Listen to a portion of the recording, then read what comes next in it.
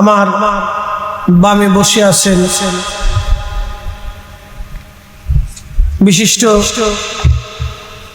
ওলিয়ে কামেল, যিনি জান্নাতুল বাকি মেহমান হয়ে গেছে। আমি এই বছরও মাহে রমজানে জিয়ারত করে আসছি। আমার বাচ্চা কাচ্চা সহ গেছিলাম, জিয়ারত করে আসছি। আমি জান্নাতুল বাকিতে গেলে আল্লামা মনজুর রেফাই রাহিমাহুল্লাহ, তিনি আল্লাহ রসুলের জান্নাতুল বাকির মেহমান হয়ে ঘুমিয়ে আছেন। ওনার সারা জীবনের আশা ছিল, আল্লাহ মঞ্জুর করেছে। তো হুজুরের জান্নাতুল বাকিতে গেলে হুজুরের জিয়ারত করি, ওনার জন্য দোয়া করি। তো আবার ইনশাল্লাহ হজের পরে আবার যাব কাফেলা নিয়ে, দোয়া করবেন আল্লাহ কবুল করুক, বলে না আমিন। তো খুব মনোযোগ দিবেন। আজকের এই আগত স্বাগত সকল মুহিব্বিন, পর্দানশীল আমার সম্মানিত মা বোনেরা, মোবারকবাদ জানাই, শুকরিয়া করি সে রবের আসমানে যিনি মেঘ মুক্ত রেখে, আকাশ পরিচ্ছন্ন রেখে আমাদেরকে আজকের মাহফিলে বসার এবং যুব কমিটিকে মাহফিল সাজাইবার তৌফিক আল্লাহ দিয়েছে। সেই জন্য আল্লাহর আসমানে একসাথে আওয়াজ তুলে বলি আলহামদুলিল্লাহ। শুকরিয়া করি সে রবের আসমানে যিনি সর্বশ্রেষ্ঠ নবী, সর্বকালে সর্বশ্রেষ্ঠ আদর্শনীয় মহামানব, ইমামুল মুরসালিন, রাহমাতুল লিল আলামিন, সাইয়্যিদুল কাওনাইন মুসসাকালাইন, আল্লাহর সৃষ্টির শ্রেষ্ঠ, সাহেবে মাকাম মাহমুদ, সাহেব হাউজে কাউসার, আল্লাহ সেই মহান নবীর উম্মত অনুসারী হিসেবে আপনাকে এবং আমাকে আল্লাহ পছন্দ করেছে।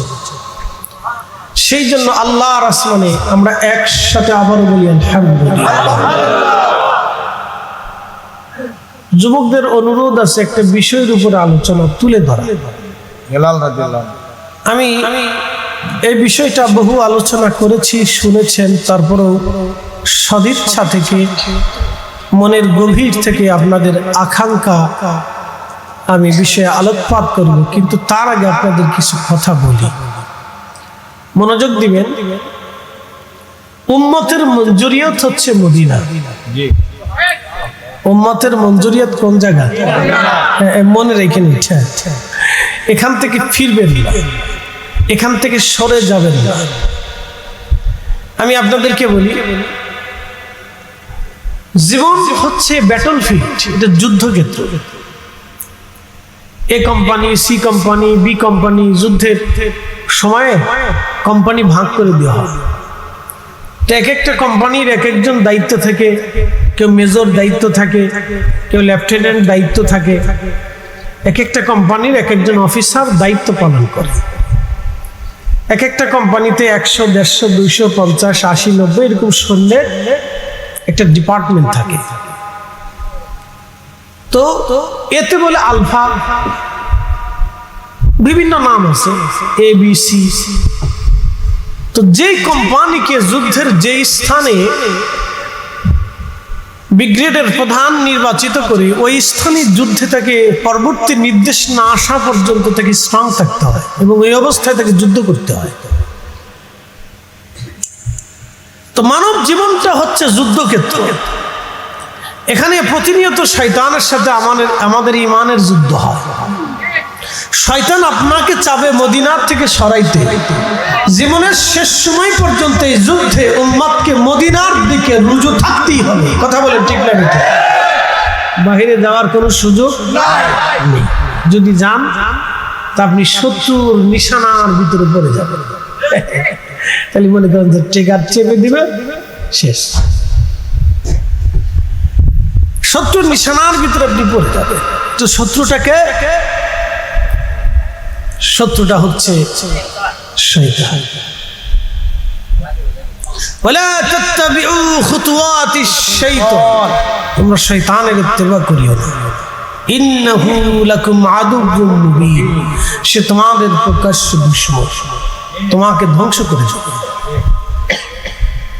প্রিয় উপস্থিতি হাজিরিন, আর দলিল লাগবে? দলিল আর দরকার? আমরা আর কারো যুক্তি লাগতো না, আমরা আর কোনো শাইখুল হাদিসেরও দরকার নাই, আর আমরা আর কোনো মাদানিরও দরকার নাই। মক্কার ইমামও চিনি না, হন মদিনা শরীফের ইমামও চিনি না, সোয়া লক্ষ সাহাবী বলছে আল্লাহ রাসূলু আলাম, বাংলাদেশের ফরিদ সাহেবও চিনি না, কাফিলুদ্দিন সরকারেও চিনি না, কোনো পীর সাহেবও চিনি না। দুনিয়ার সবাই যদি আইসে বলে এই কথা ঠিক না, তাহলে আমরা একেবারে নিশ্চিন্তে চোখ বুঝে আমরা আল্লাহর কোরআনের দিক তাকিয়ে বলবো সাহাবীরা ঠিক, হাজারবার ঠিক, কোটিবার ঠিক, আকাশ ভেঙে গেলেও ঠিক, জমিন পুড়ে গেলেও ঠিক, সাগর শুকায় গেলেও ঠিক, সাহাবীরা যেইভাবে বলছে এইভাবেই ঠিক। কথা বলেন ঠিক? মনে রাখেন, এটার নাম ঈমান। এটার নাম কি? আর রুটির মুসলমান, ভালো করে শোনা যাবেন। আচ্ছা, নামটা রুটি দিল কেটা?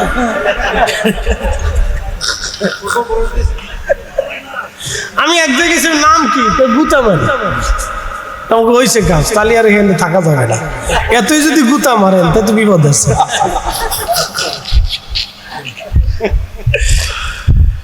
তো অসুবিধা নেই, রুটি নিয়ে কোনো ঘটনা হয়তো ঘটছিল, লেগে নাম দিছে রুটি, অসুবিধা নেই। কত কোয়ালিটির নাম পৃথিবীতে আছে, বাপরি বাপ। আরে খোদা, আজকের নাম হচ্ছে শয়তান খালি। শয়তানে চিন্তা করে আমার নামটা দিস তোরা, শয়তান খালি। রুটির মুসলমান, মনোযোগ দেবেন, মূল আলোচনার দিকে আমি চলে যাচ্ছি। আপনাদেরকে প্রাথমিক একটা ধারণা দিলাম, তার মানে কি বুঝলেন? নবী খুশি, আল্লাহ খুশি, নবী রাজি, আল্লাহ রাজি। কথা ঠিক আছে কিনা? ইসলাম তখনও এত ব্যাপক না। আবু হযরতে বেলাল কৃতদাস সম্পর্কে আপনাদেরকে বুঝাই। আগে হাটে বাজারে মানুষ বেচা বিক্রি হতো, এখনকার হাটে বাজারে গরু ছাগল বেচা বিক্রি হয় না? তো আপনি একটা গরু বিক্রি করতে আনছেন, আমি গরুটা কিনে নিয়ে আসছি, তো গরুটা কার? আমার না আপনার? আমার গরু। এখন আমার গরু, আমি আমার গরুরে যেমনে খুশি সেমনে দোয়াইবো, দুধ নিব, বিক্রি করব, জবাই করতে পারি, খাইতে পারি, রান্না করতে পারি গরুরে, তারপরে বিক্রি করেও দিতে পারি। তো গরু আমার কাছে এখন পরাধীন। কথা ঠিক আছে কিনা? আগের যুগে এরকম মানুষ বিক্রি হতো, 2-10 জনে মিলে একজন মানুষে ধরে আইনে বাজারে বিক্রি করতো।